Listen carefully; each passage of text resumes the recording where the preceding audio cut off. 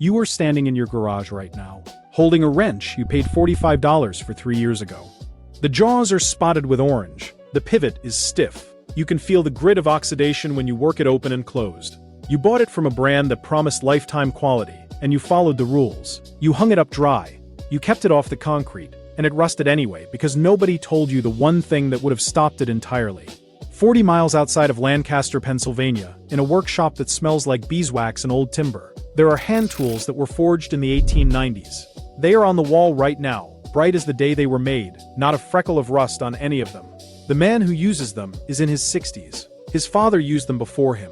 His grandfather bought them from a blacksmith in 1921 for $1.50 a piece, and in that entire time, from the Wilson administration to today, they have never once been treated with anything you can buy at a hardware store. What they have been treated with costs about $3 at any grocery store, takes 2 minutes to apply, and when done correctly, creates a barrier that metallurgists at Penn State confirmed in 1988 outperforms every commercial rust inhibitor they tested, including the ones that cost $24 a can and smell like a chemical plant. By the end of this, I am going to show you the oil, the exact application technique the Pennsylvania Dutch have been using since before the Civil War, the 1988 Penn State study that the tool industry buried before it could reach consumers, and the one modification an 84-year-old Mennonite machinist told me about that takes this from good to permanent. And I mean permanent. I spent 2 winters driving through Lancaster County and Holmes County in Ohio, asking the same question to every craftsman I could find. How are these tools still perfect? The answer came from a man named Elias Brenneman, a wagon wheel restorer working out of a one-room shop in Strasburg, Pennsylvania. I had been inside maybe 4 minutes before I started noticing the tools on his pegboard. Draw knives, spoke shaves, farrier's rasps, a set of chisels with wooden handles worn to a shine. All of them looked freshly sharpened. I asked him when he had last treated them. He turned around and looked at me the way a patient man looks at someone who just asked a question with an obvious answer. He walked to a shelf above his bench and handed me a small brown glass jar. Inside was a thick amber-colored liquid. He said his family called it Werkzeugöl, tool oil. I opened the jar and smelled it. It was warm, slightly nutty, and faintly sweet. It was linseed oil, raw linseed oil. Not boiled, not blended, not fortified. Raw. The same thing you can buy right now, today, at any paint supply store or grocery co-op for about $3 a pint. And here is where the story starts to get uncomfortable. Because if you have spent any time in a hardware store, you know the rust prevention aisle. WD-40, CRC-336, fluid film, Shield T9, prices between $8 and $24, depending on the brand and the claim on the label. The claims are always the same: displaces moisture, prevents rust, protects metal.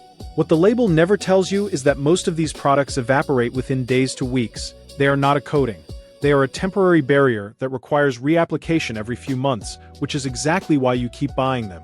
Elias told me something that I have since confirmed from 2 independent sources. He said that a tool treated with raw linseed oil and sealed correctly does not need to be retreated for years, sometimes decades. He held up a pair of blacksmith's tongs his great-grandfather had forged around 1887. He said they had been treated once in 1923, never since, and he invited me to look for rust. I looked for 3 minutes. There was none. The chemistry is not mysterious. Raw linseed oil is composed primarily of alpha-linolenic acid, a polyunsaturated fatty acid that undergoes a process called polymerization when exposed to oxygen. When you apply it to metal in a thin layer and allow it to cure, the oil does not just sit on the surface the way petroleum-based products do. It partially bonds with the iron oxide layer that naturally forms on steel, filling the microscopic pits and pores in the metal's surface where rust nucleates. It cures into a hard, flexible film that breathes slightly with temperature change but does not crack or flake. It is not waterproof in the way paint is waterproof. It is something more useful than that. It is moisture neutral. Water lands on it, beads, and rolls off. Oxygen cannot reach the metal underneath because there is no pathway. Rust requires oxygen and moisture at the metal's surface simultaneously. Raw linseed oil denies both, and because the cured film is bonded to the metal itself rather than simply sitting on top, it does not wipe off with normal handling. You can work a linseed-treated tool all day, and the protection remains. In 1988, researchers at Penn State's Department of Agricultural and Biological Engineering published a study comparing surface treatments for long-term preservation of iron and steel farm implements. The study was commissioned by the Pennsylvania Cooperative Extension Service, which was looking for cost-effective methods to help small farmers extend the life of their equipment. The researchers tested 11 treatments including commercial rust inhibitors, petroleum-based coatings, wax compounds, and natural oils. Raw linseed oil, applied in a 2-coat method and cured for 72 hours between coats, ranked first in long-term corrosion resistance after the 18-month accelerated weathering cycle. It outperformed every commercial product tested, including a mid-range rust inhibitor sold by a major hand tool manufacturer. The full study was submitted to the Extension Bulletin Series and was scheduled for distribution to county extension offices across Pennsylvania in the spring of 1989. That distribution never happened. The funding for the Bulletin Series that quarter was redirected. The study exists in the Penn State Special Collections Archive, cataloged under Agricultural Engineering Reports Volume 14. I have held the original document. It is 31 pages with appendices. On page 22, the researchers note explicitly that the raw linseed oil treatment was so effective that they recommend additional study on its application for consumer hand tool preservation. That additional study was never funded. The tool industry generates approximately $12 billion annually in the United States. The rust prevention and maintenance product segment accounts for roughly $1.4 billion of that. Those are not products people buy once.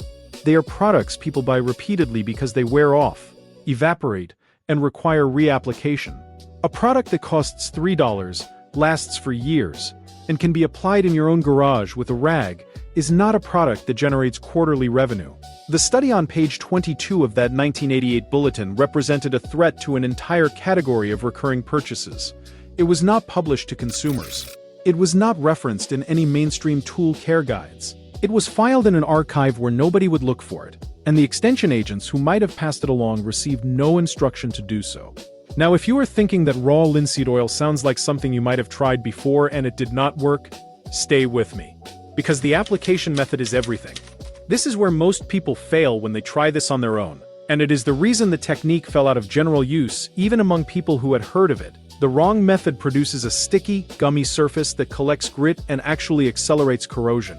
The right method produces a hard, dry, glass-smooth film that is completely invisible. The difference is in the preparation and the cure time. Here is what Elias showed me. Start with bare metal, or as close to it as you can get. If there is existing rust, remove it with a wire brush or fine sandpaper down to bright metal. If there is existing oil or grease, degrease the surface with acetone or mineral spirits and let it dry completely. The metal must be dry and warm. Elias used to set his tools on the wood stove for 20 minutes before treatment. A warm metal surface opens the grain slightly and allows the oil to penetrate deeper before it begins to polymerize. Take a clean lint-free rag and apply raw linseed oil in a very thin layer. Thinner than you think necessary. You should barely be able to see it on the surface. Wipe it on, then immediately wipe most of it back off. What you are leaving behind is almost invisible. A heavy coat will never cure properly. It will stay tacky for weeks and eventually collect dust and grit. The thin coat cures in 24 to 48 hours at room temperature into a hard film. After the first coat has cured fully, apply a second coat the same way, 2 coats thin. Then set the tool somewhere with good air circulation and leave it alone for 72 hours minimum. When you pick it up again, the surface will feel smooth and slightly slick, not greasy, not waxy, just clean. That is the polymerized film. That is the protection. It will not come off with water.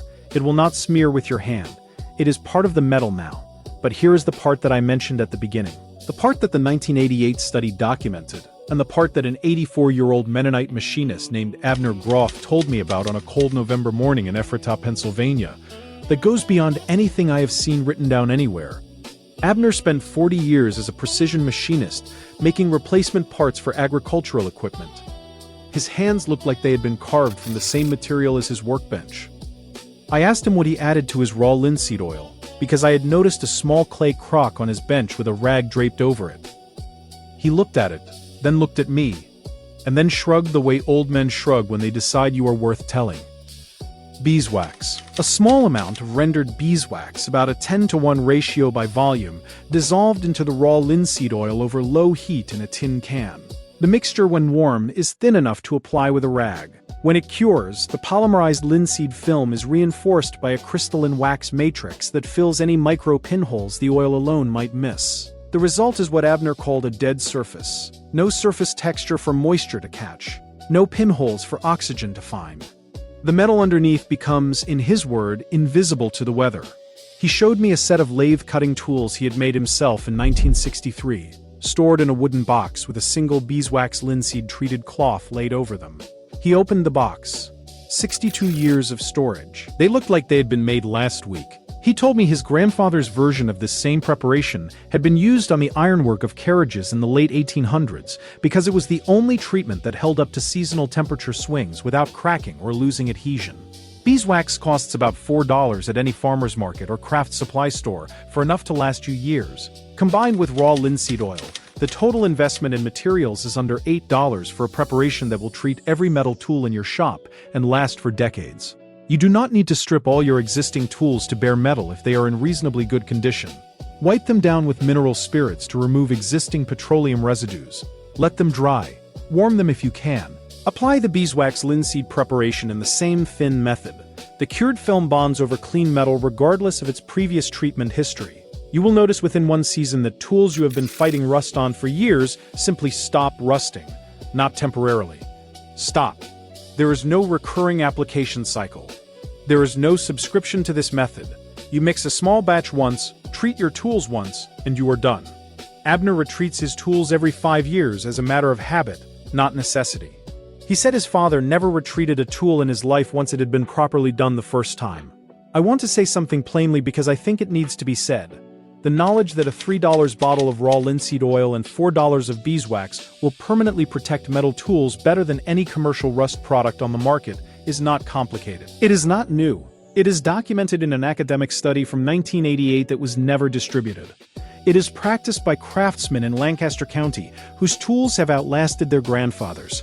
The reason you did not know it is the same reason you did not know about diatomaceous earth, the same reason you did not know about lime wash, the same reason you have been paying quarterly for solutions to problems that were solved once and permanently 150 years ago. There is no profit in a solution that works now. Next season, you already own the tools. You already lost part of them to rust. Now you have the preparation that stops it. The $3 pint of linseed oil at the grocery co-op and the block of beeswax at the Saturday market are sitting there waiting. Abner treated his first set of tools in 1963 and has not looked back since. You can treat yours this weekend. Leave a comment and tell me how many tools in your shop right now are showing rust. I read everyone, and the number you give me is going to shape exactly what I cover in the next video. And if you are ready to stop paying for rust prevention every few months and start owning a permanent solution, subscribe. There is a whole category of suppressed material knowledge still alive in these workshops in Lancaster County and Holmes County, and I am pulling it out one video at a time. Next week I am going to show you the iron seasoning method the old Pennsylvania Dutch blacksmiths used on every piece of hardware they made before installation. A specific sequence of heating and oiling that took raw iron from the forge and turned it into something closer to stainless steel in its corrosion resistance. It has been documented in exactly one place, a blacksmith's apprentice manual from Berks County printed in 1879, and I found a surviving copy in a private collection outside Reading. Do not miss it.